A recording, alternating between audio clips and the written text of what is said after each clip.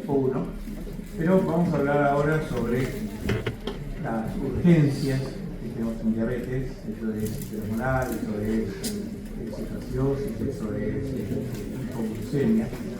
Vamos a hablar un rato también del paciente internado, de estas cosas, y eventualmente también hablaremos, si nos da los tiempos de paciente hiporriñón también. Bueno, como hablamos en algunas de estas charlas, no viene el paciente con un cartel con el diagnóstico de la complicación, sino habitualmente nos lo traen y ahí nosotros tenemos que hacer el trabajo para definir. Las dos grandes complicaciones que nos pasa que cuando hablamos con algún otro paciente y le decimos el diagnóstico de diabetes y nos preguntan más o menos si qué tan alto puedo tener la glucosa, qué es lo que me pasa si tengo valores muy altos. Tratamos de, o yo trato de minimizar el susto sin restarle importancia a lo que debe cuidarse el paciente y la vigilancia de todo esto, ¿no? Se nos complica incluso con los pacientes que no están utilizando insulina, los sistemas de salud tienden a no darle, por la cuestión de tienen que economizar los gastos, ajustar los gastos, pero tienden a no darle el aparatito para pincharle, como me doy cuenta si tengo alto. Por eso es que si no le dan el aparato, nos preguntan y usar el sensor famoso. Tenemos que empezar a nosotros tomar decisiones sobre los gastos que nos ofrecen. En este caso puntual de las hiperglucemias, una de las cuestiones que intentamos decirles es que muchos de estos casos son prevenibles y son prevenibles acorde a la respuesta y a la actitud de cada uno de nuestros pacientes. Entonces, en este caso, cetoacidosis es cuadro hiperosmolar. Los cetóxicos yo no lo menciono como coma normalmente porque tiende a asustar ese nombre, como tampoco hablo de coma hipoglucémica del paciente para tratar de evitar sustos innecesarios. Pero son secundarios al déficit absoluto o relativo de insulina. ¿Qué significa? El déficit absoluto va a ser aquel que no tiene nada de insulina, seguramente quien tiene diabetes tipo 1, y relativo es el que algo tiene de insulina en su organismo, muchas veces el diabético tipo 2, muchas veces el paciente que se ha dado algo de insulina, a pesar de ser un diabético tipo 1, que es suficiente como para cumplir alguna de las funciones. Pero no es solo la insulina, sino que las hormonas de contrarregulación son las que también tienen un papel en todo esto. Ahí la ven, glucagon, catecolaminas, cortisol, hormonas de crecimiento, son las clásicas que surgen ante una situación de estrés clínico en nuestros pacientes. Lo que le decimos, si a ustedes les toman el día de mañana, háblenme de cetoacidosis, no tengo ni idea de qué me está hablando y estamos con problemas, porque en este nombre nos da la pista, cetoacidosis diabética. Entonces, acuérdense de cetonas, acuérdense de acidosis y acuérdense de diabetes. Ya con eso, por lo menos, podemos intentar que nos cambien el tema para poder hablar de alguna otra cuestión. El hiperosmolar, en realidad, el hiperosmolar es una definición casi matemática, porque lo de hiperosmolaridad lo vemos porque hacemos un cálculo matemático que me va a decir que la osmolaridad de este paciente está por arriba de lo normal, o más allá de lo que uno podría esperar. Porque una cetoacidosis, yo decía que esto es una cuenta matemática, también es una situación hiperosmolar en nuestros pacientes. Las dos se caracterizan entonces en que se producen en nuestros pacientes con diabetes conocida o recientemente diagnosticada, pero a veces no es tan fácil diferenciar cuál de las dos situaciones estoy atendiendo. Cetoacidosis, causas predisponentes y bueno, tiende a ser el individuo. El niño, por ejemplo, el adolescente que carece de la posibilidad de la toma de decisiones adecuadas, quizás va a un cumpleaños y no me va a pasar nada, hay gaseosas, hay sanguchitos, hay torta, y yo no me va a pasar nada, no tiene la capacidad o el intelecto desarrollado como para tomar la decisión correcta y come esas cuestiones y podría caer en esta situación. La embarazada es una situación especial porque la embarazada puede hacer situaciones con valores de glucosa más bajos.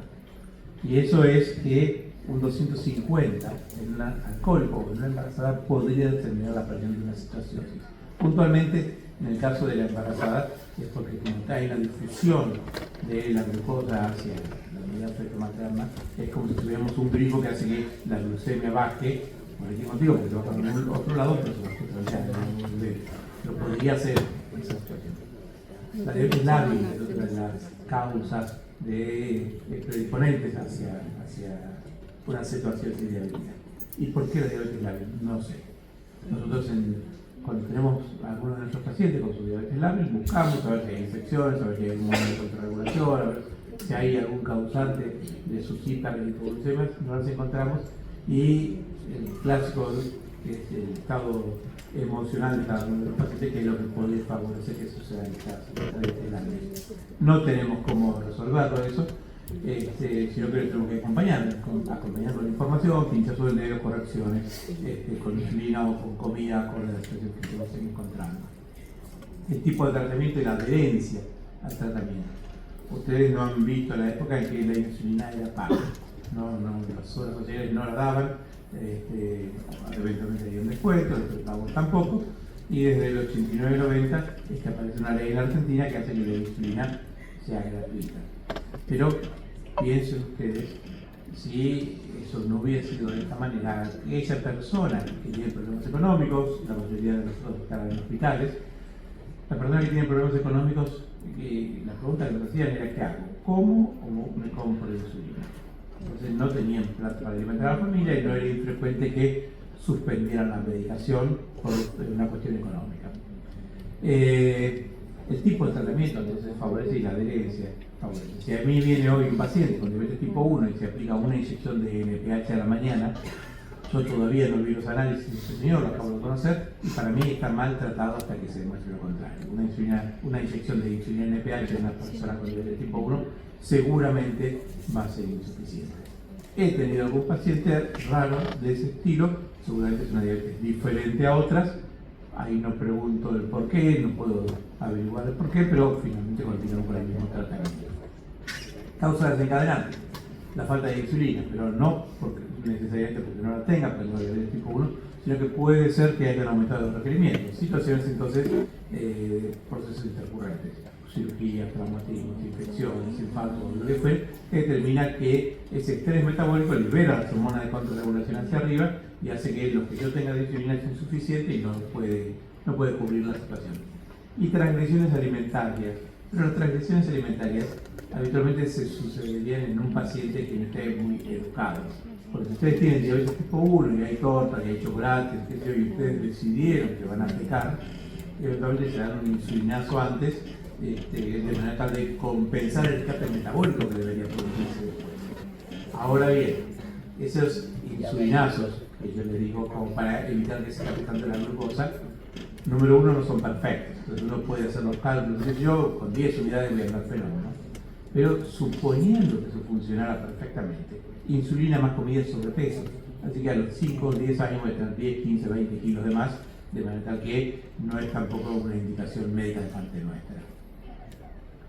El síndrome hipermolar, no sé si ustedes habrán visto alguno que otro, yo he visto más de una oportunidad, y no era infrecuente que nos trajeran a nosotros una persona anciana, en ocasiones en alguna residencia para gente mayor, que los traían, y traían personas muy, muy deterioradas. Es un síndrome que puede tener grave estupor diabético. Es frecuente que no tenga cetosis, pero puede haber cetosis en estos pacientes.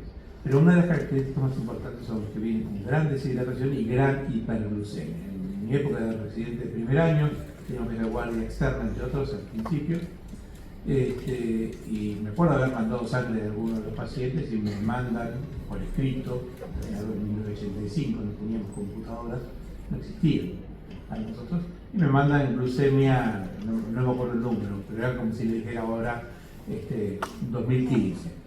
Entonces, está mal escrito, se equivocaron, me llamaban por teléfono al laboratorio. No, doctor, era mermelada lo que sacaron. No es lo habitual que encontremos ese tenor de los valores glucémicos, pero no es infrecuente que dupliquen a los valores que vamos a encontrar en personas que tienen cetoacidosis. Y estas grandes deshidrataciones, estas grandes hiperglucemias muchas veces vienen de la mano con el deterioro de conciencia, con el deterioro de sensorio de los pacientes, quizás entre otras cuestiones porque tienden a ser personas de mayor edad que los que acostumbran a presentar la cetoacidosis. Yo les decía que se produce un aumento de las hormonas de contrarregulación en todos estos casos habitualmente, pero en el caso de cetoacidosis, fíjense que una de las que nos importa es qué función cumplen en la lipólisis. Y en la lipólisis, es este aumento de los ácidos grasos libres. En la persona que tiene diabetes tipo 1 es la que va a facilitar entonces la aparición de la cetoacidosis, porque esos son ácidos grasos libres van a ir al hígado y en el hígado se van a transformar en cuerpos cetónicos. ¿Sí? Cuando estamos en el servicio y nos llaman, si podemos ir al piso X a ver un paciente con cetoacidosis, vamos fantaseando que vamos a encontrarnos con una persona con diabetes tipo 1. Pero fíjense que hasta 1/3 de las personas que tienen diabetes tipo 2 pueden hacer cetoacidosis y a veces está relacionado a que las hormonas de contrarregulación son excesivas o la patología que desencadenó esta cetoacidosis es lo suficientemente grave como para generar esta situación. Y la edad promedio más común en la que se encuentran los episodios de cetoacidosis es entre los 18 y los 44 años. Antes, quizás porque la prevalencia de diabetes es menor, porque estamos hablando de niños, y después quizás también porque los pacientes tienden a tener, si fuera una diabetes de tipo LADA, tienden a tener una agresividad de sus hiperglucemias menos importante que en los más jóvenes. Sí, soy la niña de los dos. La mortalidad de la cetoacidosis es baja, 1% es bajo, pero también es cierto que depende de dónde haga la cetoacidosis este paciente. Porque si hace la cetoacidosis en la playa de estacionamiento que está ahí en Ascuénaga y Paraguay, y enfrente tiene el Otamendi, a la vuelta tiene el Instituto del Diagnóstico, a 3 cuadras tiene el sanatorio suizo, la Suiza Argentina, la clínica suiza argentina, o enfrente tiene el hospital de clínica. Digamos que es fácil. Pero si hace una cetoacidosis, una persona que está en medio del monte del Chaco, donde incluso a veces el diagnóstico podría ser complejo porque no tiene la forma de hacerle un estado ácido base para confirmar que está acidótico el paciente, entonces ahí la mortalidad aumenta, pero no porque el paciente tenga una patología más grave, sino que la mortalidad eventualmente va a aumentar porque tenemos menos recursos para hacer diagnóstico y probablemente para hacer tratamiento. Y esa mortalidad va aumentando a la medida que nos vamos poniendo más grandes. Nos ponemos más grandes, quizás porque vienen apareciendo las otras patologías, es donde nos va a suceder esta complicación, la muerte. En cambio, la mortalidad del lipero molar es muy superior. ¿Sí? Puede ser esa mortalidad de hasta el 50% en algunos casos, pero va a depender obviamente del tipo de paciente que estemos hablando. Porque les decía, son pacientes que tienden a ser más grandes, tienden a ser pacientes con diabetes tipo 2 y tienen otras patologías asociadas que hace que esto que se está produciendo, la hiperglucemia, no se está produciendo en un organismo sano, sino que en un organismo que ya tiene algunas complicaciones de otro punto de vista. La frecuencia de cetoacidosis o cuadros lipomolares, si hay 10 personas que hicieron una complicación aguda hiperglucémica, 9 van a ser cetoacidosis y 1 va a ser un cuadro de hiperosmolaridad. Es bastante menos frecuente entonces comparado con el otro, aunque en realidad es mucho más grave que la otra situación. Y la glucemia que encontremos nosotros del paciente es la resultante de diferentes situaciones. Por ejemplo, de la utilización, como consumo, de la utilización periférica de glucosa. Esto puede ser la glucosa que ingresa al músculo, que ingresa al tejido adiposo, la glucosa que entra a la unidad fetoplacentaria. La producción endógena de glucosa, y esto va a ser lo que produzca el hígado, lo que produzca los riñones finalmente, y el aporte exógeno. Todo eso que me está mostrando lo que he comido, me está mostrando la respuesta de mi organismo, la medicación que me estoy aplicando, me va a dar una glucemia X, que esa es la que me va a hablar sobre la salud o falta de salud de mi organismo. Por eso acá en este gráfico, que Kachi lo hace muy lindo para mi gusto, me está mostrando las dos cosas: el déficit absoluto de insulina o el déficit relativo de insulina. Si vamos por este lado, el déficit absoluto de insulina, lo que va a determinar eso es la lipólisis. Esa lipólisis que va a hacer que aumenten los ácidos grasos libres que llegan al hígado y se forman los cuerpos cetónicos. Y esta situación de acidosis que está produciendo va a determinar que se consuma la reserva alcalínica y eso me lleva a la situación de cetoacidosis. Recuerden ustedes que la cetosis es una situación normal del organismo, es un mecanismo de defensa normal. Por eso es que ustedes escucharon las dietas cetogénicas, no provoca la formación de cuerpos cetónicos. La cetosis, si ustedes tienen hijos chicos y se acostaron a dormir los chicos a las 8 de la noche y los despiertan al día siguiente a las 10 de la mañana, 8 de la mañana, y quizás pueden tener mal aliento los chicos. ¿Y los chicos por qué tendrán mal aliento? Quizás porque el organismo sensa que este chico hace 12 horas que no come nada, necesita energía y vamos a buscar energía. ¿La energía de dónde la saca? Empieza a quemar grasas y esas grasas es esta lipólisis de la que yo les estaba hablando que va a formar los cuerpos cetónicos.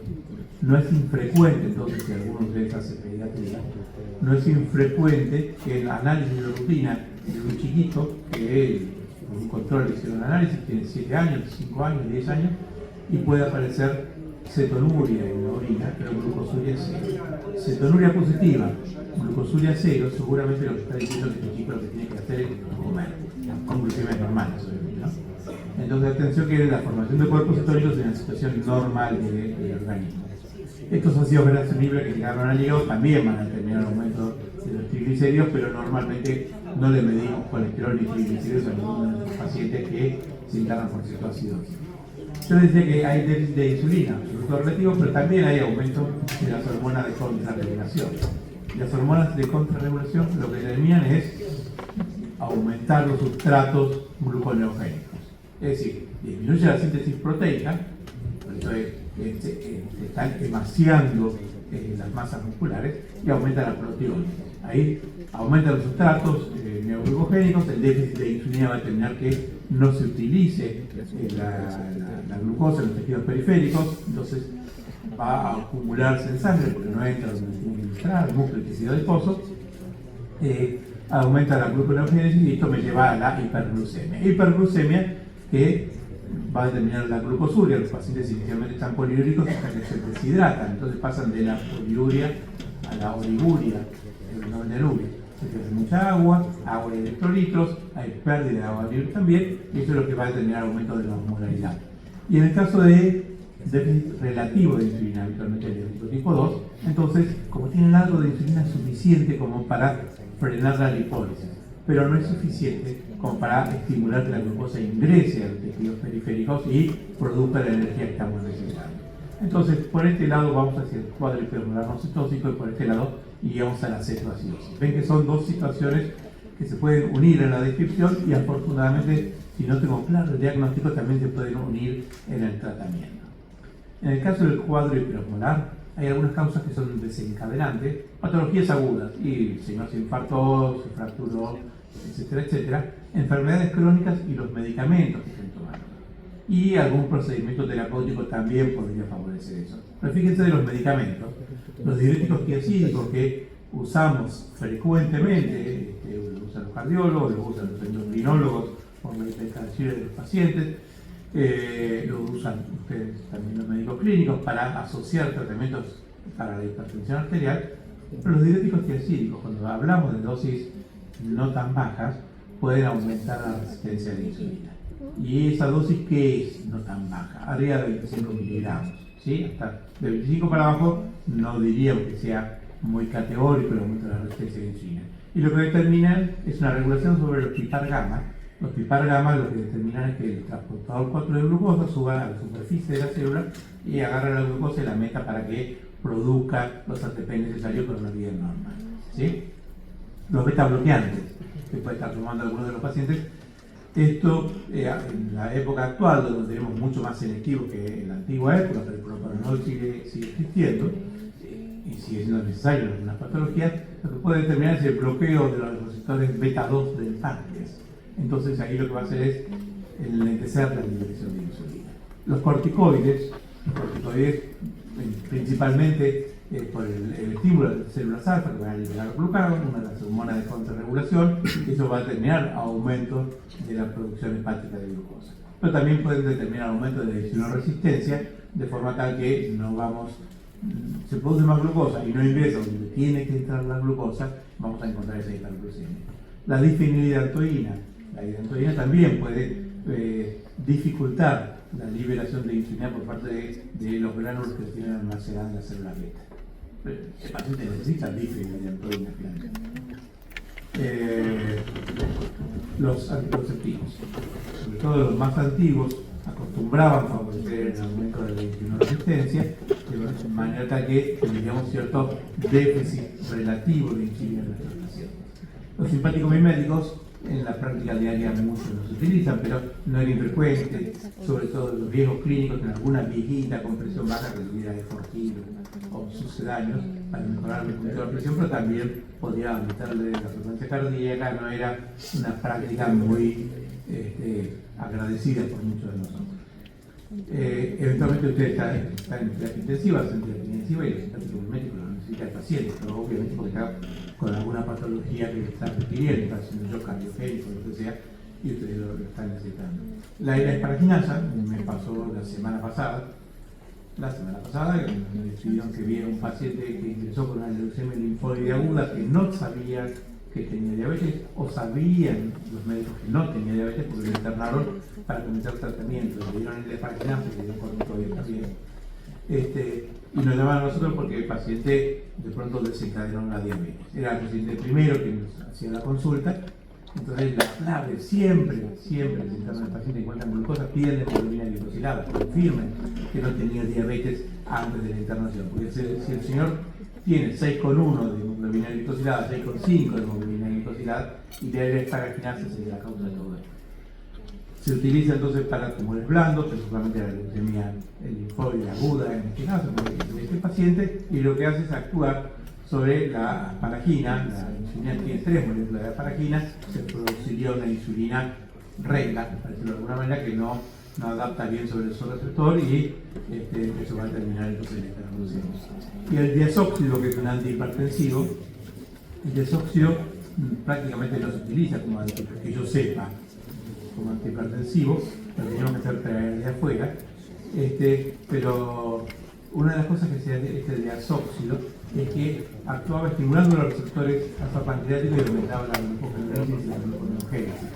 Y nosotros, en los casos que lo hemos utilizado, eran para pacientes que tenían insulinomas, y por X motivo considerábamos que no eran pasibles de ser operados por edad, por complicaciones que hicieron que la cirugía fuera riesgosa, y se le daba este diazóxido para intentar lograr que le subiera la glucosa y no tuviera valores tan bajos como las conclusiones que se le producían. En la patogenia del cuadro hiperomolar, yo les decía que se considera que hay suficiente insulina como para frenar la lipólisis, pero no es suficiente como para estimular la utilización de la glucosa por el tejido periférico. Después se habla también que esa gran hiperglucemia, esa gran deshidratación, actuaría determinando que no se produzcan estos ácidos grasos libres, no aumente la formación, no produzca cuerpos cetónicos en el hígado, no se sabe bien por cuál mecanismo, y determinaría entonces que vaya por el lado de la hiperglucemia y no por el lado de la cetoacidosis. Esto graficaría un poco el tenor de insulina que tenemos en el organismo, en el cual, fíjense que a diferentes concentraciones cumplen diferentes funciones. Entonces, con pequeñas concentraciones tenemos como para inhibir la lipólisis, pero no como para estimular la utilización periférica o para inhibir la proteólisis. Tenemos este poquito, sirve para algo, pero no sirve para todo. No es infrecuente que se superpongan algunos datos de cetoacidosis y de hiperomolar en alguna de nuestros pacientes. Cualquier paciente con cetoacidosis entonces está tendiendo, porque es una cuenta matemática, está tendiendo a aumentar la osmolaridad. Y si los valores de glucosa son muy elevados, más aún entonces lo va a tener. Entonces, la mayoría de los pacientes que hacen el cuadro hiperomolar tienden a tener un pH normal, tienden a tener valores de carbonato normal, pero pueden no tener cetonas, pero van a encontrar la gran hiperglucemia que tienen estos pacientes. Una de las cuestiones es que las tiritas con las que medimos los cuerpos cetónicos son habitualmente, en la mayoría de los lugares, la de nitroprusiato. Y el nitroprusiato no mide el beta-hidroxibutirato, que es el cuerpo cetónico más común. De manera que el resultado que nosotros obtengamos en la medición de los cuerpos cetónicos puede estar subvalorado porque no estamos midiendo la totalidad de esta muestra. ¿Sí? Pero los cuerpos cetónicos en realidad no son parte importante en la definición de la gravedad de la cetoacidosis. Entonces sirve simplemente para saber que están presentes y que confirman nuestro diagnóstico de cetoacidosis. En este cuadro lo que les muestro es diferentes situaciones de cetoacidosis y de cuadro hiperomolar. Y fíjense ustedes, evaluamos diferentes variables. Acá tenemos la cetoacidosis leve, moderada o severa. Y fíjense, esto es fácil de suponer, en la medida que el pH es más bajo, vamos a ir pasando de leve a moderada a severa la cetoacidosis. aunque fíjense que el pH arterial del hiperomolar puede ser absolutamente normal. El bicarbonato viene de la mano de la cetoacidosis, pero cuanto más bajo el bicarbonato, más severa se va a producir la cetoacidosis. Y en el caso del hiperomolar puede ser absolutamente normal. Pero lo interesante es, miren las cetonas y la cetonuria. No me diferencia lo leve, moderado o grave de la cetoacidosis diabética. Miren la osmolaridad. Va a ser variable en las diferentes cetoacidosis, pero en el paciente con el cuadro hiperomolar ahí va a estar más aumentada. El anion gap también lo vamos a ver ahora, pero en la medida que el paciente se empieza a complicar, vemos que el anion gap está aún más aumentado, pero ahora vamos a recordar la cuenta matemática, pero esto está vinculado al anion gap aumentado que el bicarbonato está más bajo. Y ya habíamos visto acá que mientras más bajo el bicarbonato, más severa va a ser la cetoacidosis. Y el estado mental puede ser nada a importante y hasta coma eventualmente diabético. Nada significa que cualquiera de nosotros podría estar en este momento haciendo una cetoacidosis que será química y no clínica todavía. Y quizás el vecino de asiento de ustedes se dé cuenta porque lo vean a ustedes sacar la botellita de agua y tomar agua y poder levantarse para ir a hacer pis hacia afuera. Pero podría ser absolutamente pasar desapercibida. Cuando vemos el déficit de agua y de minerales que tienen las dos patologías, fíjense que lo que más se destaca en realidad es el déficit de agua que hay en contra, digamos, del cuadro hiperomolar, igual que la pérdida de agua libre que van a tener estos pacientes. Los demás, el sodio, el potasio, son más o menos parecidos en lo que se refiere a la pérdida que pueden tener nuestros pacientes. Acá les muestran, yo no he visto los valores como ellos lo proponen, pero quizás porque se internen tanto como podemos internarnos en el hospital, pero diferentes comparaciones ya numéricas, para ver de qué estamos hablando, entre el hiperomolar y la cetoacidosis. En este caso, el promedio de los pacientes con hiperomolar fue de 900, la glucemia fue de 930, en cetoacidosis 600. Nosotros vemos habitualmente o internamos pacientes con valores más bajos de acidosis, de glucemia. El sodio, el hiperomolar tiene 149, quizás esté concentrado, con la gran deshidratación que tiene, y los pacientes con cetoacidosis 134 en este caso, bastante más bajo que el otro. El potasio 3,9, no parece complicado eso, pero la cetoacidosis, por una cuestión de acidosis justamente, puede ser que el potasio intracelular pase al intravascular, y ahí vamos a encontrar entonces que vamos a tener una pseudo normocalemia en nuestros pacientes. La urea y la creatinina pueden estar también viciadas por los prerenales, la gran deshidratación puede hacer que suban estos valores. El pH es normal en los pacientes con hiperomolar y obviamente bajo en cetoacidosis. El beta-hidroxibutirato, acá encontramos un valor bajo en el hiperomolar, no tenía prácticamente cuerpos cetónicos, este sí, lo tiene el lado de la cetoacidosis y la osmolaridad obviamente bastante más aumentada en el paciente con el cuadro hiperomolar. Cuidado que le puede llegar a la guardia un paciente con dolor abdominal y que entró por cetoacidosis, le duele la panza, le hacen laboratorio, encuentran la cetoacidosis, pero también encuentran leucocitosis. Y en cetoacidosis, la acidosis puede tener aumento de los glóbulos blancos. Así que no llamen al cirujano tan rápido, primero empiecen a compensarle la cetoacidosis al paciente para que después eventualmente evaluemos cómo está parado. Porque si es una cetoacidosis la que determinó el dolor abdominal, es un abdomen metabólico, no un abdomen quirúrgico, va a mejorar la clínica en la medida que mejoren las cetoacidosis y van a bajar los glóbulos blancos. Obviamente, si los valores están muy elevados, el glóbulo blanco sospechen que haya un cuadro infeccioso.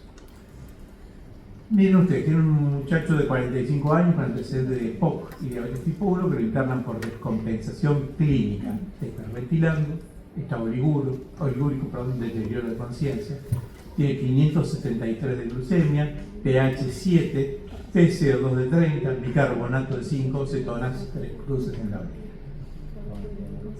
Entonces, me parece que el diagnóstico de cetoacidosis lo tiene. Ya está. Ahora la pregunta es un poquito más profunda. Esta cetoacidosis viene con acidosis metabólica y alcalosis respiratoria, o viene con acidosis metabólica y respiratoria, o viene con una acidosis respiratoria pura, o viene con una acidosis metabólica pura. La respuesta que a mí me parecerá correcta es la segunda. ¿Y por qué digo eso? Porque para definir la PCO2 que estamos esperando en nuestros pacientes, cuando uno hace una acidosis metabólica, empieza a hiperventilar. ¿Recuerdan ustedes cuando les contaban cetoacidosis en semiología, hablaban de la respiración de Kussmaul, la hiperventilación de estos pacientes, que no es tan frecuente encontrarlo. Pero por algo están hiperventilando, porque están acidóticos. Entonces, ¿cuánto voy a esperar de PCO2? Es una cuenta matemática que es 1.5 por el bicarbonato que yo encuentre. Y a eso le sumo 8, y el resultado más o menos 12 es lo que deberíamos esperar. En este caso, nuestro paciente con EPOC tenía 1.5 por 5, que era el bicarbonato, más 8, me dio 15,5. Más menos 2 me va a dar 17,5. Me va a dar 13,5. Pero el señor tenía 30. Es decir, que no estaba compensando, estaba haciendo, además de su acidosis metabólica, una acidosis respiratoria. Eso implica que este paciente está más grave del que uno cree, y si no lo resolvemos pronto, quizás lo tengamos que intubar o lo que fuere. ¿Sí? Hay que actuar más rápido. El anión GAP, decíamos siempre que la cetoacidosis es una acidosis con anión GAP aumentado. Y fíjense que es una cuenta muy sencilla. Es el sodio que he medido, al cual le resto el cloro, la suma del cloro más el bicarbonato, que normalmente me debería dar entre 7 o 9. Pero recuerden ustedes que en la acidosis, en la cetoacidosis en este caso, el bicarbonato empieza a consumirse, empieza a bajar. Entonces, esto es de matemática del colegio. Tenemos el numerador y el denominador. Si este me cae, entonces el resultado va a ser más alto. En la medida que siga bajando el bicarbonato, el anión GAP va a estar más aumentado finalmente. El sodio es otra de las situaciones que pueden confundirnos a nosotros, porque en la medida que se deshidrata el paciente, esa hemoconcentración hace que el sodio también nos vaya a aumentar. Tanto que la propuesta es que por cada 100 miligramos que aumente la glucemia, deberíamos sumar el resultado del sodio que he medido 1.6. ¿Sí? Si el señor tenía 140 y el valor de glucemia fue 200, quizás sea 141,6 el sodio. Pero podemos hacer, al ver cuál es el sodio corregido, pero podemos eventualmente hacer una cuenta, la cuenta para ver cuál es el sodio corregido, y es el sodio medido más la glucosa que yo encuentre menos 100 dividido 62. ¿What? Esto parece complicado. Este es fácil. Pongamos que encontramos 140 en el paciente y la glucemia que tenía el paciente, 140 por el sodio, y la glucemia que tiene el paciente es 720. 720 menos 100 me da 620. 620, que dice yo, este es fácil a propósito, yo también terminé el colegio hace rato. Entonces 620 dividido 62, me queda 10. 140 más 10, 150. El sodio corregido es de 150 y el sodio medido es de 140 finalmente. Me sirve para la toma de decisiones, sobre todo para el tratamiento del cuadro del hiperosmolar. ¿Sí? Entonces, esta es la osmolaridad completa, pero la osmolaridad efectiva es esta cuenta que es más sencilla. Porque fíjense que el potasio difunde libremente, así que la urea difunde libremente y el potasio, los valores son de 3, 4, 5, no va a modificar mucho. Entonces, esta cuenta es la que a mí me gusta, que es 2 veces el sodio más la glucosa dividido 18. Y normalmente deberíamos esperar valores entre 276 y 296, ¿sí? Para poder definir lo que esperamos en cada uno de nuestros pacientes, qué tan hiperosmolares estén. Tratamiento, y el tratamiento por lo pronto reposo. Señor, no se puede ir a su casa. No, pero tengo el trabajo. Se tiene que quedar. Venoclisis adecuada. Venoclisis adecuada significa eso, adecuada. Cuando yo estaba en clínica médica en la residencia, no me acuerdo si estaba en el último año, no me acuerdo, pero se internó una cetoacidosis y estaba el de primero y el de segundo, y le pusieron una vía central. Hicieron un lindo neumotórax y le mandaron también bastante solución fisiológica a la pleura, a este muchachín, de manera que lo internaron en terapia intensiva. Cuando se recuperó clínicamente el paciente, los padres se lo llevaron a otro hospital. Con razón. Por una venoclisis adecuada. ¿Cuál fue el objetivo de la vía central que quisieron poner a ese chico? Y seguramente que darle uno aprendió a poner vía central. Pero el chico no necesitaba una vía central, una vía periférica.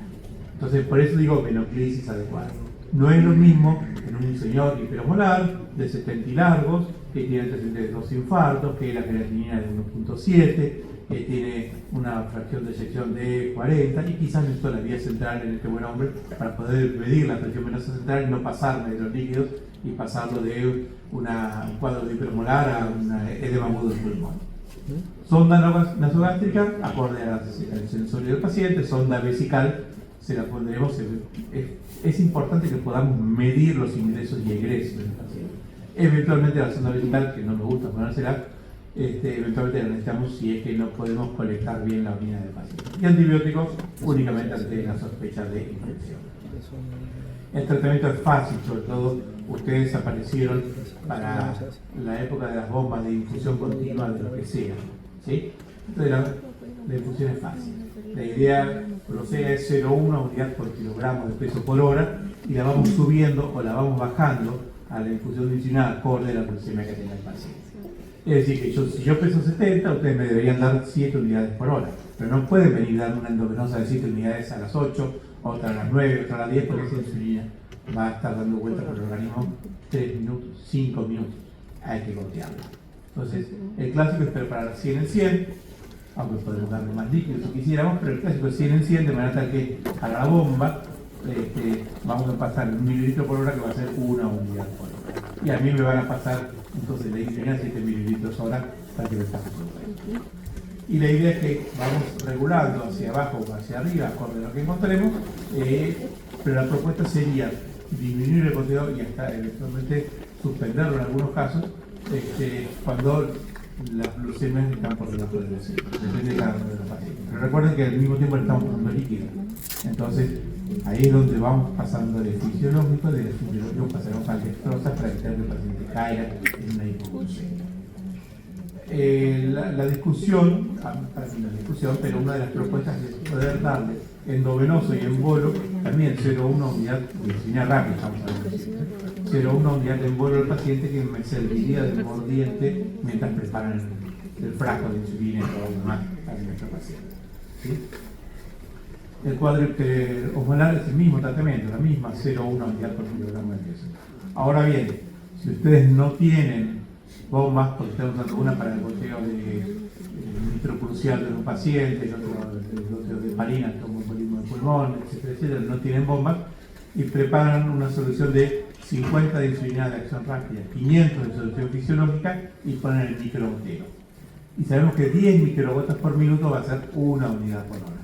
Y a mí que me tienen que pasar 7 unidades hora, me lo ponen a 70 microgotas por minuto de ese preparado, me van a estar dando las 7 unidades por hora. Bajan la glucemia, quieren 5, quieren 4, y bajaremos a 60 microgotas, 50 microgotas, 40 microgotas.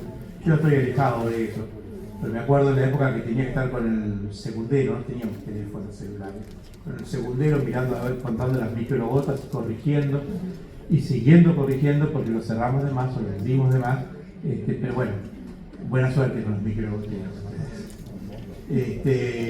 Bueno, el tratamiento sería el mismo también, entonces, en lo que se refiere al goteo de insulina. Y este muchacho de 32 años, que se internó por cetoacidosis con glucemia de 453, pH de 7,15, bicarbonato de 8, anion GAP 15, cetonas 3 cruces y un potasio de 3,2. Le pusimos cloruro de sodio, 1 litro por hora, le dimos la 0,1 unidad por kilogramo en bolo y luego en goteo. Le dimos 20 miligramos de cloruro de potasio, no le repusimos bicarbonato y luego de 1 hora de tratamiento el paciente hizo un paro cardíaco. La pregunta a ustedes, ¿por qué puede haber hecho el paro cardíaco?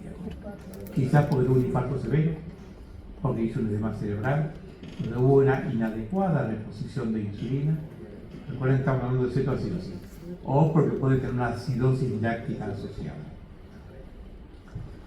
Para ser sincero, puede haber tenido un infarto, puede haber tenido todas estas cuestiones, pero lo que yo quiero destacar en este paciente es que eventualmente fue una inadecuada reposición de insulina. ¿Pero por qué digo eso? Porque él tenía un potasio de 20 le repusimos potasio de 20 miligramos por hora a alguien que tenía un potasio de 3,2, un potasio bajo de 3,2. Entonces, las propuestas que son, pacientes que tengan un potasio por debajo de 3,3, todavía no le doy insulina. Porque recuerden que un potasio de 3,3 puede ser que culpa de la acidosis El potasio salió del intracelular al intravascular. Entonces, el potasio era 3,2 en este paciente. El 3,2, en realidad, apenas yo le dé insulina, vuelve a ingresar al intracelular y del 3,2 se va al 2,8. Y eso puede haber sido la causa del paro cardíaco en este paciente. Entonces, en estos pacientes, ¿qué es lo que hacemos? No le empecemos todavía la insulina, a ver si le baja mucho el potasio. Empecemos a reponerle, además del agua que tengamos que reponerle, la solución fisiológica, démosle también potasio, pero concentraciones más importantes, 30, 40 miligramos. Y quizás tardamos 30 minutos, 60 minutos en darle la insulina que le está faltando. Esperemos un poquito entonces y después se lo damos. Y a este chico entonces, cuando le dieron la insulina, le bajó y ahí tuvo esta complicación. Las guías que nos proponen que potasio entre 3,3 y 5,2, listo, démosle 20 a 30 miligramos de cloruro de potasio por hora. Y los pacientes que tengan hipercalemia, no le demos potasio todavía. Le haremos el electrocardiograma, buscaremos las ondas picudas, evaluaremos que el paciente, confirmemos que el paciente empiece a orinar, pero esperamos el potasio de este paciente en la reposición hasta que veamos que se ponen valores más adecuados. Porque aparte es muy frecuente que ustedes no conozcan el paciente que inicia un proceso así. Ustedes no saben si el señor tiene insuficiencia renal, tiene alguna otra causa, qué medicamento está tomando. Es frecuente que no tengamos el cuadro completo y el cuadro se complete al segundo, tercer día de internación. ¿Sí? En el cuadro peninsular no citósico, ¿cuánto proponemos que ustedes habrán escuchado? Que demos solución medio normal, 0,45 normal.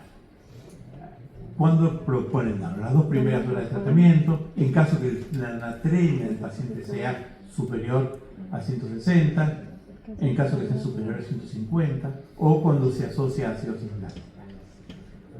Lo que proponen las guías es cuando superamos los 150. ¿Cómo es esto? Esta mostraría la guía. Tenemos el paciente, medimos el sodio, hacemos el sodio corregido de la cuenta, el cálculo que yo les había propuesto, y si el sodio está elevado, le damos una solución medio normal. ¿Cómo se prepara? Y en mi época cortábamos un frasco, cortábamos el otro, tirábamos la mitad de uno, la mitad del otro, juntábamos uno con otro. Todo eso no saben la cantidad de bichos que estaría juntando probablemente adentro del frasco que después le iba a entrar al paciente.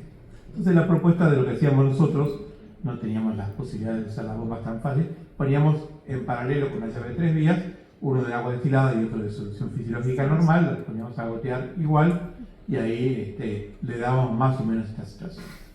Si el sodio es normal o bajo, le damos la solución salina normal. Entonces la propuesta de darle la solución medio normal es en aquellos pacientes que tengan el sodio muy elevado, en este caso el corregido arriba de 150. Fíjense ustedes, en realidad, lo clásico, para ser sinceros, es que nosotros le digamos solución fisiológica común, porque ya la solución fisiológica es hipotónica con respecto al paciente. Porque la solución sería tener una osmolaridad de 308. Yo les hablaba de estos pacientes que tenían con la cuenta completa una osmolaridad arriba de 320. Así que este de 308 ya iba a ser suficiente como para empezar a ayudarlo al paciente. Ahora bien, recuerden que esto tiene una gran deshidratación. Si tienen que correr a buscar la insulina para el hipermolar, allá, o los frascos de infusión de líquido a la derecha, vayan primero a la derecha. Busquen primero la rehidratación del paciente. No es que tenemos que elegir entre a quién quiero más, a papá o a mamá, ¿no? Pero si de esa casualidad están ustedes solos, tienen que buscar una cosa, primero busquen el líquido. Porque hemos visto que de 1500 le puede bajar a 1000 solamente por reposición de líquido a nuestros pacientes. ¿Sí? Bicarbonato. Ya que están acidosis, démosle siempre bicarbonato. No le damos siempre. La propuesta es darle a aquellos que tienen un pH, algunos dicen 7, otros dicen 6,9, y los que tienen más de ese valor tope, no se lo demos, porque tiene que el organismo reponer el bicarbonato. Si vemos que el pH está bajo, entonces le podremos reponer, le damos los famosos 100 milimoles en 400 de solución fisiológica, más el potasio que tenga que darle el paciente, y se lo pasaremos en 2 horas. ¿Sí? Muy bien. ¿Por qué no se lo damos siempre? Aquí estas son las indicaciones: pH bajos o bicarbonatos muy bajos también. La hipercalemia, ¿por qué? Porque existe el riesgo de que el paciente me haga una arritmia, un paro cardíaco, un paro respiratorio. Y hay algunas situaciones que hablan de la gravedad del paciente. La hipotensión severa que no responde a la reposición de líquido. Es decir, que si yo no lo saco al paciente de su acidosis, quizás sigue hipotensión, puede pararse. una falla ventricular izquierda severa, entonces puede pararse, una depresión respiratoria, una acidosis crónica. Esa sería la indicación para reponerle potasio. Pues si tenemos esto, ¿por qué no se lo damos siempre? Porque tiene, porque tiene las ventajas que mejora la función miocárdica, aleja la posibilidad de las arritmias con la fibrilación, mejora la sensibilidad de la insulina, mejora la hiperventilación, pero tiene otras desventajas. Por ejemplo, desvía hacia la izquierda la curva de disociación de la hemoglobina. Hace que la hemoglobina entonces se quede más afín al oxígeno y no lo va a liberar a los tejidos. El problema es que vamos a tener hipoxemias relativas eventualmente en nuestros pacientes. Podemos tener alcalosis porque por sobrecompensación le hemos dado demasiado con nuestros pacientes. Puede retardar la compensación de la acidosis. El paciente no puso en marcha los mecanismos suficientes como para que disminuya esa producción de ácido láctico, de acidosis. Eleva la formación, porque se desvía de la formación de lactato en la glucólisis. ¿Se acuerdan ustedes cuando eran estudiantes de segundo año de medicina? La glucólisis puede pasar, entonces en vez de formarse el piruvato, se forma el ácido láctico. En este caso podemos sobrecargarlo de líquidos, podemos tener una acidosis paradojal del sistema nervioso porque ese bicarbonato no difunde el sistema nervioso y favorece también el edema cerebral. Por eso no lo damos siempre. ¿Cuáles son los criterios de resolución de la cetoacidosis? Normalmente decimos que buscamos, además de una glucemia por debajo de 200, dos de los siguientes tres criterios. Un bicarbonato de 15 o más, un pH venoso de 7,3 y un anion gap menor de 14. Ahí podemos decir que se ha resuelto y obviamente en lo clínico, eso no lo podemos evitar nunca. La cetoacidosis la podemos resolver en 6 horas y a veces en la sala dicen no, sigamos, nada por boca, etcétera, etcétera. Y el paciente se siente fenómeno y tiene hambre. Entonces, clínicamente está bien y los criterios me lo permiten, podríamos darle de comer y además de reponer rápidamente la insulina. Y en el cuadro de hiperosmolar no citósico, los criterios son la normalización de la osmolaridad del paciente y recuperación del estado de conciencia, pero es frecuente que no sepamos el paciente que nos trajeron a la guardia como venía previamente. La idea es pasar rápidamente el insulinol a las insulinas basales, sobre todo en la gente que sí se conocía personas con diabetes y estaba tratado con insulina. No esperemos, es clásico también, veamos cuánto requiere en las siguientes 24 horas. Pero tiene diabetes tipo 1 el paciente, entonces repongamos la insulina, después vamos viendo, pero si no le ponemos la insulina basal, aumentamos el riesgo de que recaiga otra vez en la situación. Salida de la cetoacidosis, hay algunos pacientes que quizás hicieron una cetoacidosis porque le hicieron una hemicolectomía total, entonces nada por boca, pero el paciente ya salió de la cetoacidosis. Entonces lo que hacemos nosotros es, vamos a pasarlo a insulina subcutánea seguramente, pero vamos a poner glucosa, no puede tomar nada, le vamos a poner glucosa en la vía parenteral, de manera que por lo menos aseguremos nosotros que reciba 100 gramos de glucosa el paciente de manera tal de evitar la formación de glucosa. Paciente con tratamiento previo con insulina, entonces le podemos, si no hay contraindicación, reponer la dosis que venía recibiendo el paciente previamente. Entonces, si el paciente nunca supo que tuvo diabetes, que tenía diabetes y ya debutó con esta complicación, una de las opciones es ver cuánto requirió y le vamos a dar el 70% de eso en insulinas basales, en correcciones, o eventualmente el cálculo podría ser 0,5 a 0,8, no haría 0,5, porque pero como estuve internado y sabemos que requirió X cantidad de insulina en el tratamiento, yo me basaría principalmente en lo que requiere. Cetoacidosis e hiperosmolar, pasamos. Hipoglucemia. ¿Han visto hipoglucemias? ¿Han tratado de hipoglucemias? El otro día una paciente atendiendo desde años en el hospital, ciega ella, pobre, viene corriendo, no tenía turno conmigo, pero viene corriendo el secretario, doctora, afuera está Karina, está descompuesta, está rara, que yo le llamo a la madre un nivel muy bajo, pobre Karina. Nos la trae a la paciente, a nosotros, y yo tenía unas pastillas de algo que ahora tiene algunos de los laboratorios que se llama glucosa desleíble. Estoy intentando aprender por qué es desleíble. Yo puedo leer perfectamente glucosa en el envase de. Entonces, mientras le pedíamos a la enfermera que nos trajera el aparatito, yo le enchufé una pastilla, enchufé es literal. Abrí la boca, Karina. Nada. Abrí la boca, nada. Karina está sin hipoglucemia. No teníamos glucosa. Al que voy es trastorno de conducta de una persona que tiene diabetes y que usa insulina. Ustedes lo agarraron en la calle y no pueden medir la glucosa. Pidan una Coca-Cola, pidan azúcar, pidan algo. Pues si no era hipoglucemia, quizás tenía 200 y otra cosa le está pasando y le subía 500, le subía 400 la glucosa. Es difícil que lo pasemos a una situación de somnifermolar. Pero acá estamos nada menos en un hospital. Estamos esperando a contagiar al aparato y le enchufamos una lucha a brazo partido. Fue esto para meterle los rotantes, pobres, estaban preocupados. Pero no tenemos que esperar, dale nomás. Y le metimos eso, después diluimos agua y azúcar. Porque es más fácil el esfuerzo nuestro que intentar lograr que viniera un camillero a que la buscaran en el piso sexto y se la llevaran a la guardia para poder hacer las cosas normalmente. Porque nosotros en el servicio no internamos, así que lo tenemos destrozados para dar a los pacientes. Y glucagon no tenemos tampoco porque es mucho más fácil y más barato darle un glucosado hipertónico a un paciente, en la guardia, en las ambulancias. Deberíamos tener glucosómeros hipertónicos antes de tener un glucagon porque es mucho más fácil la respuesta, mucho más rápida. Piensen ustedes una chica de 72 años que va caminando por la calle, pérdida súbita de conciencia.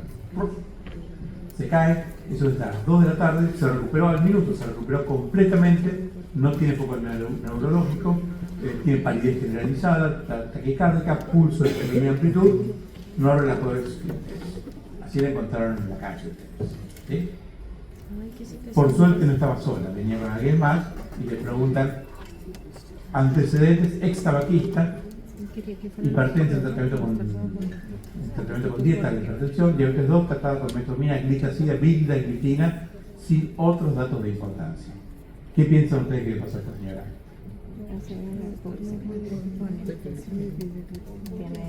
El título de la charla es hipoglucemia. Yo no pensaría que tuvo hipoglucemia. ¿Por qué? Porque se recuperó sola. Eso es importante, porque es un clásico que llega a la guardia y cada uno cuenta la película. Ojo, la guardia no vio a la paciente, vio a la paciente que le trajo el ambulanciero del PAMI o de lo que sea. Entonces lo trajeron y los cuentos quizás no sean reales. Pero si ustedes hubieran vivido esto, se recuperó enseguida. Para mí esta señora tuvo un cuadro sincopal, se recuperó al minuto. Esto fue un cuadro sincopal hasta que se demuestre lo contrario. ¿Sí? A lo que voy es frecuente que los traten a los diabéticos como si hubieran tenido una hipoglucemia simplemente por la pérdida de conocimiento. Es muy diferente al de esta chica. Con esta chica estuvimos peleando literalmente 30 minutos mínimos, que entre los pocos que pusimos meter de glucosa y tomar agua con azúcar, porque tardamos en lograr que lo tomara, tardó mínimamente 30 minutos en ser coherente en lo que hacemos. Le hicimos entrar a la madre, a ver, hable usted. Es frecuente en nuestros pacientes que hacen hipoglucemia que cuando recuperan conciencia se encuentran en la casa, en el cuarto, en la cama.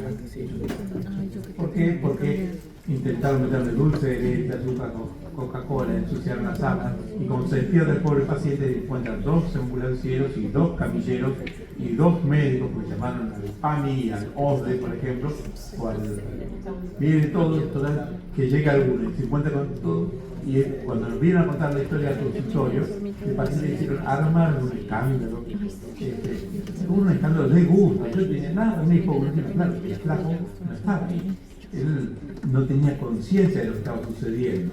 La familia era la que vivió toda la angustia de lo que estaba sucediendo. Así que en esta señora, a propósito, le puse un caso trampa, porque para recuperarse de la hipoglucemia, es que pongan en marcha el mecanismo de subir la glucosa. El organismo lo pone en marcha. Quizás muchos de los pacientes que están con insulina a la noche hacen hipoglucemia y nunca se enteraron. Estaban dormidos, pasaron de estar dormido al, entre comillas, como hipoglucémico. El organismo puso en marcha todos los mecanismos y se fue recuperando el paciente hacia el día siguiente. ¿Sí? La técnica de Whipple, Whipple describió la hipoglucemia muy fácil, síntomas compatibles con hipoglucemia, fenómeno. La glucosa plasmática venosa anormalmente baja, fenómeno, de glucosa, y que se recupera después de darle los glúcidos. Bueno, Karina, pobrecita, tenía síntomas que me hacían pensar que era hipoglucemia, pero síntomas neuroglucopénicos, porque estaba caminando ella. Glucemia, después descubrimos, cuando trajeron el aparatito, decía low el aparato, y sí se recuperó después de la administración de los glúteos y del tiempo con parte del organismo recuperara la situación. Pero atención, que no es infrecuente que mis pacientes con diabetes de larga data no tengan los síntomas de hipoglucemia, los síntomas adrenérgicos, y pasan de estar como ustedes, como yo, a de pronto desmayarse. Tengo fractura de malar, fractura de brazo en algunos de estos pacientes. La definición de hipoglucemia es una de las más difíciles de la medicina. Glucemia por debajo de 100. Tomen notas, saquen fotos, porque no es tan difícil. Menor de 70 y después agreguen lo que quieran. ¿Sí? También están los márgenes de error de los aparatitos, de los sensores de glucosa, de las pruebas de laboratorio. Un 68 puede ser absolutamente nada en el paciente. Y tengo muchas veces pacientes que tienen 35 de glucosa, fueron a sacarse sangre, ahí lo llaman del laboratorio a las 3 de la tarde, ¿sabe usted que tenía, tomó algo, está bien, tenía 35 de glucosa? Pero el paciente no sintió absolutamente nada, está acostumbrado a este tipo de hipoglucemia y por suerte siguiendo muy bien. Esta también, clasificación leve, moderado o grave, una de las clasificaciones más complicadas de la medicina. Leve, cuando la hipoglucemia es leve. Cualquiera de nosotros siente, me parece que me está bajando, estoy transpirando un poco. ¿Vos estás transpirando? No, yo sí. Y me parece que me puede estar bajando la glucosa. Bueno, come sano, sacate algo de tu mochila y te come sano. Moderado, ahí ya la resolución no es tan fácil, por ahí no se dan cuenta. Y grave, es cuando está en coma o imposibilidad de resolverlo por tus propios medios. Es común que la neuroglucopenia determine que la mujer le dice al marido: come algo que está en hipoglucemia. No estoy en hipoglucemia, no voy a comer nada. Están conversando. No voy a comer absolutamente nada, no estoy en hipoglucemia, estoy enojado simplemente. No, estás diferente. Bueno, cosa de marido. Pero está en hipoglucemia. La hipoglucemia inadvertida no es infrecuente, pero tiene unos síntomas neuroglucopénicos. Y ahí entonces puede ser que pasen a tener la hipoglucemia sin haberse dado cuenta. Bienvenido que existen los síntomas adrenérgicos, las taquicardias, las palpitaciones, el temblor, la sudoración. Bienvenido, porque eso hace que yo pueda resolver. Porque bienvenido que exista la fiebre, bienvenido que exista el dolor, significa que algo está pasando y yo puedo actuar para hacerlo. El problema es que los pacientes que tienen estas hipoglucemias inadvertidas empiezan a elegir estar en 200 más que en 110, en 100, porque pueden hacer hipoglucemia. Prefieren irse a dormir con 200, que después vienen las complicaciones crónicas. Y limita las actitudes frente a la vida. El paciente empieza a no hacer cosas que tienen vida sin hipoglucemia. Por eso, el problema de los que tienen diabetes inadvertida es que creen que están durmiendo con el elemento, tienen miedo de hipoglucemia. Estos sensores, que son para medir la glucosa, son bastante buena noticia, porque eventualmente el marido o la esposa de quien tiene diabetes, sobre todo el independiente, la encuentran a la pareja que está roncando o haciendo ruidos raros, está transpirado. Todos nosotros habíamos roncado, todos habíamos tenido pesadillas, todos transpiramos más ante algún sueño no santo, no grato en este caso. Y el marido, en vez de despertar a la pareja, en vez de pincharle el dedo, lo que hace es le pasa el sensor, simplemente se fija, no, che, al despertar estás con una pesadilla, no estás con hipoglucemia. ¿Sí? Por eso, a mí me gustó esto de durmiendo con el enemigo, porque si les asusta la primera de la noche, porque tienen miedo a hacer hipoglucemia. Señor taxista, diabético tipo 2, fíjense cómo está ubicada la puerta. Esto es 5 cuadras de acá, Santa Fe y Montevideo. ¿Sí? Venía manejando el señor, se metió contramano por Santa Fe, dio un trompo, chocó con un colectivo y en esta esquina de acá mató a una chica y dejó 7 heridos. A mí me llamaron de las radios ese día y sobre todo uno me decía, doctor, pero no, que no es cierto que estaba en hipoglucemia, pues decía que había perdido la conciencia. Y las cámaras muestran perfectamente que el señor iba manejando en contramano. Y ahí le explico yo, porque nosotros tenemos idea como perdió la conciencia. se desmayó los primeros que pensamos. Perder la conciencia es no tener conciencia. El señor estaba no consciente de sus actos, pero venía manejando perfectamente. En otra época, Santa Fe era una mano única. Entonces, por ahí, taxista de mi edad, por ahí iba manejando por el lado que antes era todo mano para el mismo lado. Se había metido contra mano y todo esto. Y tengo pacientes que se encontraron después de no sé cuántas horas, que estaban ahora en Caballito, pero tienen alguna idea fugaz de haber pasado por la Casa Rosada caminando, porque vieron una bandera inmensa, esa debe ser la de la Casa Rosada. Otros que no tenían el pase, ahora es más, todos tenemos el pase para hacer los peajes, en la época que eran pagándolo. El señor se vino desde Vicente López hasta acá al centro y dice: yo tengo que haber pagado el pase, porque yo no tengo ningún bolso, así que la barrera la debo haber pagado, me deben haber dado el vuelto y seguir, y al final terminó desmayándose acá en Paraguay y Venezuela. Es decir, que venía haciendo las cosas conscientemente, no conscientemente, automáticamente, pero no estaba desmayado. Entonces es un problema, por eso en estos pacientes tenemos que intentar bajarle el grado de buen control para alejar las patologías. Esto es real. Y a raíz de esto, ustedes médicos, yo médico diabetólogo en este caso, nos traen y nos hartan con los certificados a raíz de este accidente que ahí. Tenemos que firmar que fulanito de tal tiene diabetes cuánto tiempo, qué medicación usa, como la urea retina, tiene retinopatía, tiene nefropatía, tiene cardiopatía isquémica. Por eso se lo cambiaron, porque en un momento decía: en su opinión está apto para conducir, sí o no. Yo no vi a ninguno de ustedes manejar. Pueden no tener diabetes y ser horrible manejando. No está apto para manejar porque es espantoso manejando. Pero bueno, yo aclaraba, tachaba esto, ponía desde los metabólicos no encuentro contraindicaciones para la conducción de automóviles. No sé. Y no volví al paciente, así que algo habrá funcionado. Mi organismo, todavía no tengo diabetes, pero si yo por X motivo, ustedes intentaron asesinarme y me inyectaron insulina, ¿qué es lo que hace mi organismo? Por lo pronto, freno la producción propia de insulina. Bien, freno la producción propia de insulina, pero el que tiene diabetes tipo 1 no tiene esa posibilidad. Pero también mi organismo al mismo tiempo aumenta la producción hepática y renal de glucosa. Estoy en hipoglucemia, tengo que subirla. Y además voy a disminuir la utilización periférica, el músculo y tejido adiposo de la glucosa para que vaya la glucosa al cerebro para cumplir sus funciones. Esa es la respuesta normal del organismo. Fíjense ustedes, esta es la hipoglucemia, entonces se liberan hormonas de contrarregulación, aumentan las catecolaminas, el cortisol y la hormona de crecimiento. También aumenta el glucagón y también se frena, en que tiene un organismo que produce insulina, frena la secreción de insulina. Entonces, con el aumento de las hormonas de contrarregulación, aumenta la producción hepática de glucosa, el glucagón va a aumentar en la lipólisis, la disminución de la secreción de insulina hace que no se utilicen los tejidos periféricos y todo esto debería redundar en el aumento de la glucemia finalmente. ¿Y a partir de qué valores es hipoglucemia? Y aparecen los mecanismos de respuesta. Fíjense que la inhibición de la liberación de insulina, teóricamente en promedio, cuando la glucosa está por debajo de 80. Y cuando se estimula que aparezcan los primeros mecanismos de defensa del organismo, con glucemia de 70, ahí se libera el glucagón y las catecolaminas. Y cuando aparece la segunda línea de defensa, el cortisol y la hormona de crecimiento, cuando bajamos más, cuando estamos en 63. Y los síntomas, ya estamos en 54. Pero yo les decía que tenía pacientes de 35 que no sabían que tenían hipoglucemia. Y la disfunción cognitiva en promedio por debajo de 47. ¿Sí? Los adrenérgicos, bienvenidos que existan: temblor, palpitaciones, hipertensión, ansiedad, sudoración taquicardia, nerviosismo, irritabilidad, apetito. El otro día teníamos uno de los pacientes en el hospital que estaba con atenolol, se le dieron a un cardiólogo por cardiopatía isquémica, etcétera, y estaba con insulina.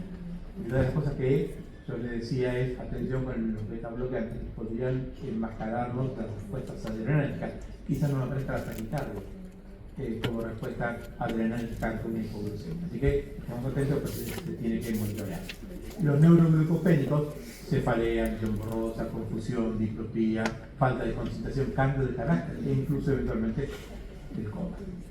¿Sí? Ustedes, si se van a operar de algo, pregúntenle a su cirujano si tiene diabetes, y si tiene diabetes, si le gánenle un sanguchito antes de que el quirófano. Prefiero que lo opere con 200 y no que lo opere con 64, por las dudas. La broma Recuerdo que le damos los pacientes, llame en la noche, lo operan mañana, no sé qué, llame esta noche al doctor a su casa, siempre a la casa, para asegurarse que esté en su casa por lo pronto y que esté listo para ir a dormir. No vaya a ser que tenga una reunión y se acueste tarde y duerma un poco. Hipoglucemia, ¿cuál es el problema? El problema es que puede dejar lesiones a largo plazo. Y a largo plazo podemos encontrar que los pacientes van perdiendo entonces la memoria con mayor facilidad, empiezan lo que puede suceder en forma crónica, tanto valores altos, tanto valores bajos, además de los microinfartos que pueden tener los pacientes. Por eso que las hipoglucemias no son inofensivas. Antes decíamos que es el precio a pagar por estar bien controlado la hipoglucemia. Y tratemos de no pagar. Busquemos la forma de evitar las hipoglucemias en nuestros pacientes. Y en la parte vascular, les decía, aumenta la frecuencia cardíaca, aumenta la amplitud del pulso, puede favorecer arritmia, puede favorecer infarto, puede favorecer angina de pecho, puede favorecer la muerte súbita. Por eso que no nos gustan las hipoglucemias en nuestros pacientes cardíacos. Fíjense en este estudio de Kosiborod, que es un ruso que trabaja en Miami, donde evaluó qué era lo que sucedía en 16.870 pacientes que entraron con infartos y lo que sucedía con la mortalidad en los pacientes acorde a la glucemia. Línea continua, los que no tienen diabetes, en todos los pacientes son los que tienen punteada gorda y los que tienen diabetes son los que tienen la punteada finita. Pero fíjense, hacen una curva en U y la mortalidad aumenta, por ejemplo en diabetes y todos los pacientes, cuando los valores de glucosa son más bajos y también cuando los valores de glucosa son más altos. Así que no me gusta tenerlos ni en hiper ni en hipoglucemia en los pacientes con infarto. Ustedes alguna vez habrán sido jóvenes, quizás hayan tenido un compañero joven, este es un estudiante de medicina de 22 años, con diabetes tipo 1 desde la infancia, y esto es una historia vieja. Este muchacho se aplicaba 42 unidades de NPH previo al desayuno y 26 unidades previo a la cena. Se corregía antes del desayuno, almuerzo y cena con insulina de acción rápida, pero hoy es viernes, es sábado, y esta noche salimos a bailar, ¿no? Entonces la insulina que él se aplica, en verde está la insulina, me la aplico a las 8 de la mañana para que empiece a actuar y en su pico de acción y después empieza a caer en su acción. Pero como empieza a caer en su acción, hacia la noche me doy mi segunda dosis de NPH, que también aumenta la acción que tiene, de manera que después empieza a desaparecer, y como desaparece, ya llegó el día siguiente, que es donde me toca desayunar. Y la glucosa se comporta acorde a la insulina que tengo en el organismo. Empieza a bajar cuando hay mayor concentración de insulina y empieza a subir cuando empieza a caer la concentración de insulina. De manera que la glucosa más o menos se comporta esta manera. Pero esto es de lunes a viernes o a jueves, cuando este muchacho se levanta tempranito porque tiene facultad, después va a su casa, almuerza, esperemos, ruego a Dios que estudie, van a ser nuestros médicos estos muchachos, y después se va a dormir temprano porque el día siguiente tiene facultad, pero hoy es viernes. Entonces, de no planificarlo, podría hacer esto. El chico se levantó a las 8 de la mañana del viernes, se aplicó la insulina actuó así, a las 8 de la noche también, pero después me voy con los muchachos a bailar, y se acostó a las 6, 7 de la mañana. Y se quedó durmiendo hasta la 1 del mediodía. Se ve que no tenían a mis padres. Mis padres a las 11 de la mañana ya pasaban la aspiradora por mi cuarto, para que por lo menos almorzara con la familia, ¿no? Entonces, este chico se levantó a la 1 del mediodía y no se aplicó entonces la insulina de las 8 de la mañana, no 7. ¿Y qué fue lo que sucedió? Y fíjense que se aplicó al mediodía y la otra dosis se la aplica a la noche, a las 8 de la noche. Así que acá tengo un hueco sin insulina y después se le van a mezclar las otras dos insulinas. Entonces las glucemias pueden actuar de esta manera. Incluso en ese hueco donde no me he aplicado insulina, la glucemia podría escaparse para arriba, pero hay muchas más variables que los simplificados que estoy proponiendo. Porque, por ejemplo, está la ida bailar. Ustedes saben que el ejercicio determina aumento del consumo de glucosa, tenemos que alimentar el músculo. Pero yo a mis padres les decía, che, ¿qué hacen esta noche? No, nos vamos a bailar. Hay fiesta en lo de, se tiene casa de familia, hay fiesta en lo de fulanito o fulanita. Y por ahí el mensaje, che, hay fiesta en lo de, después por ahí no bailaba, por ahí te quedaste charlando con las chicas durante toda la noche y no bailaste absolutamente nada. Pero yo como médico tengo que planificarle la insulina a mi paciente porque va a hacer ejercicio. Entonces tengo que ver cómo actuar el organismo con esa cuestión. Entonces, este paciente llega a las 7 de la mañana, se acuesta a dormir como cualquier cualquiera de sus compañeros de colegio o mañana de facultad que lo tienen diabetes. Entonces, este paciente podría hacer hiperglucemia en ese hueco en el cual no se aplica insulina, y podría ser hipoglucemia cuando se junten las dos insulinas.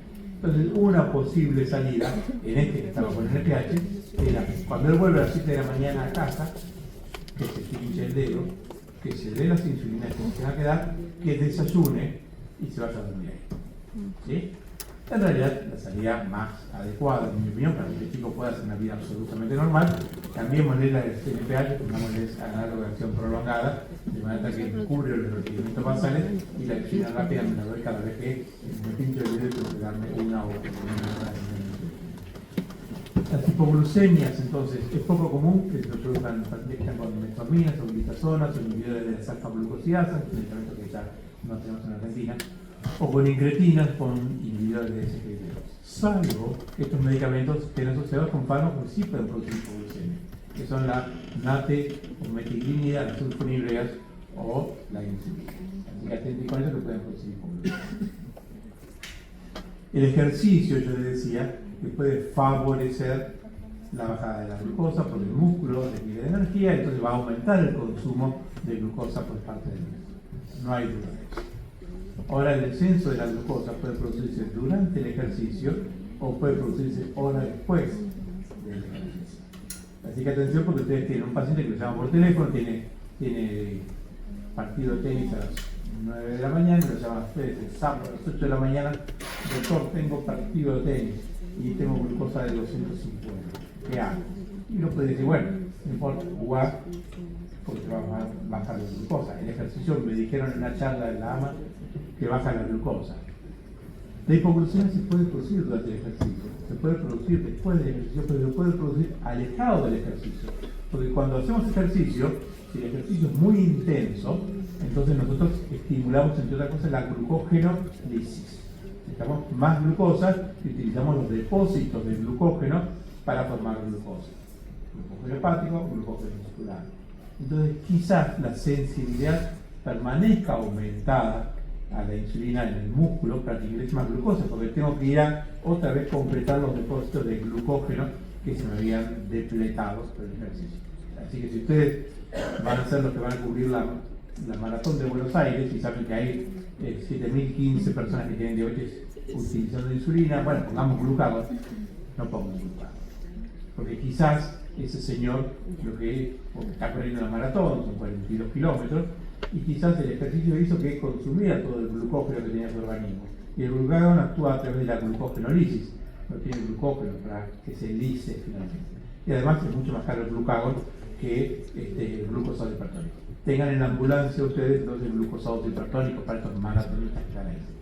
Ahora bien, para el desgraciado que lo despertó a las 8 de la mañana, el sábado o domingo, que tiene partido de tenis, que tiene valores de glucosa alta, debería haber previsto 2 horas antes del partido de tenis o de fútbol, lo que sea, evaluar su glucosa para ver cómo está. Si está muy alto, me da tiempo para darle insulina para bajar la glucosa. Si está muy bajo, me da tiempo para comer algo para subir la glucosa. Groseramente decimos que no debería hacer el paciente ejercicio, tiene inclusive al mayor da 250 y cuerpo psicológico. No debería hacerlo. ¿Por qué no? Si dije yo que la glucosa, pero el ejercicio baja la glucosa. Porque el primer estímulo del ejercicio es la liberación de catecolaminas. Como cuando ustedes hacen una ergometría, un estrés. Entonces, el ejercicio primero me sube la frecuencia cardíaca, tenía 80, ahora estoy en 140. Bueno, estás jodiendo. Me sube la tensión arterial. Y esas catecolaminas también me van a subir la glucosa.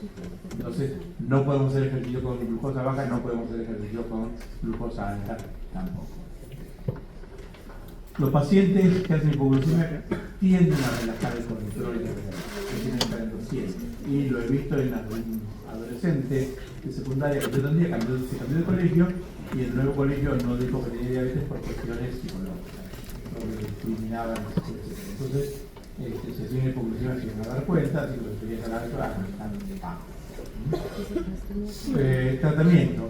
Bueno, si me falta glucosa, damos algo de 5 gramos de carbohidratos de glucosa van a subir más o menos 15 puntos de glucosa. Por eso los sobrecitos de glucosa están bajos. Si vayan a una confitería, se vence en el bolsillo, si tienen diabetes 1, se vence con esos sobrecitos para tener bolsillo porque es fácil para recordarlo. Algunas mujeres llevan una botellita de Coca-Cola en la cartera, pero cuando salimos de casa con mi mujer y vamos a ir juntos y vamos a volver juntos, ¿puedo llevar las llaves? Sí, entonces yo las saco porque me pesan las llaves. Y se me ocurre que una botellita de Coca-Cola debe pesar más que las llaves. Así que yo recomiendo las gomitas, tipo las Smogul, por ejemplo, que me encantan, y las llevas que son más livianitas, te vas con el Hipoglosemi con 3 gomitas de esas, más o menos vas a subir 50 metros la glucosa. Muchos aprovechan y comen alfajor de chocolate. Yo les aconsejo los alfajores de chocolate, no porque no esté mal, pero quieren aprovecharlo, porque las grasas van a enlentecer la liberación de glucosa en nuestro cuerpo. Entonces, como lo vamos a enlentecer, yo necesito que sea rápido. Hipoglucemia, por eso conviene incluso más que azúcar, que es un disacárido, sacarosa, y démosle glucosa, es un monosacárido. Glucosa no tenemos, salvo esta glucosa de equilibrio que yo le decía, antes tenemos temilotarol, el glucotem, que también es glucosa para quienes hacen ejercicio, pero es difícil conseguir, y algunos que van al exterior se traen de las farmacias de allá, como pomitos de pasta de dientes, con glucosa y se comen un poquito de eso. Acá fíjense, esto es de la guía americana de diabetes, proponen cuánto hay que comer para salir de la hipoglucemia. Ellos lo ponen ahí, yo no lo pondría los M&M porque tienen chocolate adentro, y en mi humilde opinión eso evidentemente sería la liberación de glucosa. ¿Cuánto tenemos que comer de dulce? Y si tenemos la glucosa baja, tenemos que comer poco, si tenemos la glucosa alta, tenemos que comer mucho. No es muy científico lo mío. Entonces tengo menos de 40 y comeremos 30 gramos de hidrato de carbono, 40 50, ya empezamos a comer menos para salir de estos epidemios. Porque es un clásico que paso de 40 a 400. No 400, pero 250. Y estos valores de la salida de la hipoglucemia por haber comido, esos valores no los corregimos. No, y el 250 no le damos insulina en ese valor alto que tiene el paciente. Glucagon, este es el glucagon, viene con un frasquito donde ahí tenemos el glucagon polvo, y acá tenemos la inyección solvente, digamos que vamos a mezclar el glucagon, lo vamos a citar, lo volvemos a cargar y la idea que se lo aplicamos en el deltoide. Ahora la pregunta del millón. Siempre pregunto a ustedes, no quiero preguntar porque ustedes no reciben ninguna pregunta. Pero lo clásico en el hospital le pregunto a los alumnos, che, ¿tenemos que enseñar al paciente con diabetes tipo 1 a usar el glucagon? Contestan al inicio, sí, no al paciente, al familiar. Vamos a familiar porque se supone que el paciente no está en condiciones como para resolver la situación. Si estuviera en condiciones, comer algo dulce y otra cosa. Entonces, la familia prepara todo a través del camisón, del pijama, porque esto tiende a pasar a a esta Karina que yo les decía, si hubiera tenido glucagon yo en el servicio nuestro, le hubiera dado un glucagon, era más fácil conseguir un glucagon que conseguir un camillero. Eso fue hipoglucemia. Ahora vamos a ver muy rapidito algo de paciente internado. Muy rapidito, vamos a ver. Fíjense, las variables. Puede venir a ver un paciente del tipo 11 a 4, ¿cómo no? Y vamos subiendo y voy pensando. Puede ser una urgencia para el internado, o puede ser una internación para hacer una biopsia de no sé qué. Puede ser que esté internado por una cuestión clínica o por una cuestión quirúrgica. Si es una cuestión clínica, hay algunas guías que muestran los patches, todos ustedes conocen y demás la severidad de cada paciente, pero si me internaron para operar de vesícula, no estoy en la situación, estamos por una complicación clínica de neumonía, es una operación programada. Entonces me internaron por una neumonía y quizás eso determina la liberación de hormonas de concentración. Puede ser que el paciente tenga una diabetes conocida o una diabetes conocida. Y ahí lo evalúa el primer médico que lo recibe. Ahora no sé por qué. Hospital. El paciente tiene posibilidad de ser estudiado, no tiene posibilidad de ser estudiado. No tenemos. Se rompió el tomógrafo, se rompió la hemodinámica, se rompió, y no lo podemos estudiar, no tiene obra social, tampoco. O sí puede ser estudiado y tratado. Puede tener, sabiendo que tiene diabetes, buen control de la diabetes o mal control de la diabetes. Y está lo social también, porque podemos resolver el problema ahora, pero el problema recaerá después. Todo esto va a definir, puede tener uno o varias situaciones, y todo esto va a definir el pronóstico del paciente. Pero fíjense que la clave es el primer médico y la capacidad de entender el problema de ese primer médico que tomó la decisión. Porque ustedes, por ahí el jefe de sala, a quien respetan mucho su tiempo, pero ustedes van a seguir confiando en el médico es el primer médico. Y por ahí los hizo tomar a la izquierda y ellos van hacia la derecha. ¿Sí? Algunas cuestiones. Se ingresa un paciente y lo que por estas guías del 2021 pues siguen siendo iguales. Lo que dicen, encontrar hiperglucemia en un paciente una vez, dos veces, pedir hemoglobina glicosilada.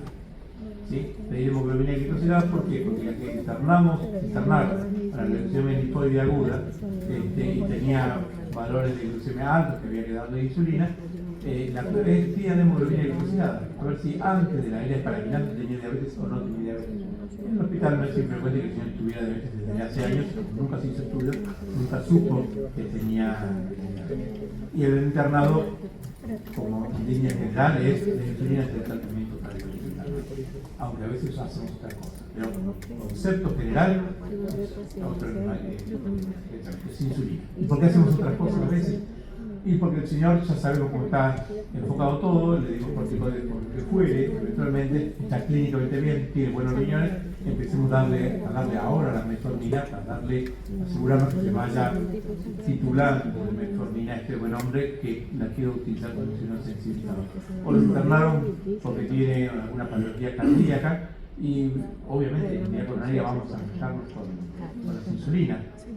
Pero si no tiene contraindicación de darle una DAPA o una EMPA en glifosina que le podrá favorecer a este paciente, se lo podríamos dar incluso en la misma unidad de cuidados intensivos. Recomendaciones en líneas generales, sobre todo los que están en cuidados críticos, las glucemias que estén entre 140 y 180. No es el momento de las glucemias bajas que pueden dar hipoglucemia. Eso es para la mayoría de los pacientes que estén críticamente enfermos y también podríamos proponerlo para los no críticos también. ¿Podemos tener objetivos más bajos? Sí, pero acá me ponen como 110 o 140, pero siempre y cuando el paciente no tenga riesgo de hipoglucemia. La prevalencia de diabetes en los hospitalizados, este es un viejo estudio, entre otros, un viernes ha estado en muchos de los congresos que hemos organizado. La prevalencia de diabetes es entre 12 y 26. Pero fíjense que la prevalencia de hiperglucemia es más alta, casi que lo duplica si se estudia, 38%. Porque no toda hiperglucemia que tiene el paciente internado es por tener diabetes. Puede ser una situación de respuesta estresógena de nuestro organismo. Miren ustedes la mortalidad de los pacientes. Pacientes que tienen normoglucemia, pacientes que tienen historia de diabetes, pacientes con hiperglucemia no tienen hiperglucemia. Los pacientes con normoglucemia es baja la mortalidad, no importa. Paciente con historia previa de diabetes, 3%. Pero fíjense, paciente con hiperglucemia nueva, lo multiplica, tiene 16% de mortalidad. ¿Por qué puede ser? Quizás porque el paciente que se interna, entre otras cosas, le anuncia al médico residente, le anuncia al médico del sanatorio, mire, yo tengo diabetes, fenómeno, que está tomando y ya ponen en marcha el tratamiento. Quizás puede ser empieza de temprano, pero quizás puede ser que tenga una patología lo suficientemente grave que esté determinando que el organismo no responda de forma adecuada. Y esa hiperglucemia se está debiendo principalmente a la falla orgánica de ese organismo. Por eso esa mortalidad, es por la patología que tiene la población. Paciente internado, ¿por qué lograr buena glucemia? Porque puede alterar los mecanismos de defensa del organismo.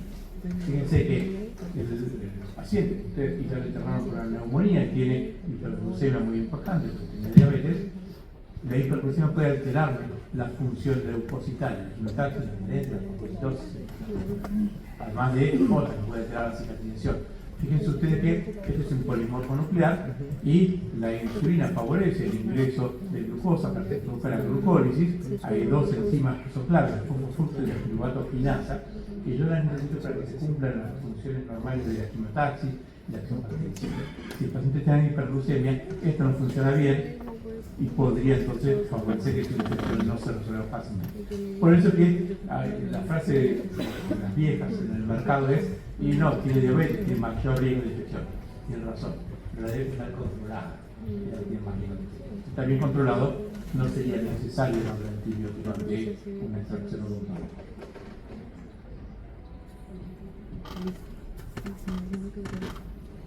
Sí. Bueno, me llaman. No sé cómo decírselos. Pero tenemos confianza como bueno, pero si quieren podemos continuar con esto en otra oportunidad con mucho gusto, pues tenemos casos de tratamiento del paciente con hiperglucemia en internación y bueno, qué es lo que deberíamos o no deberíamos hacer. Bueno, gracias por la paciencia.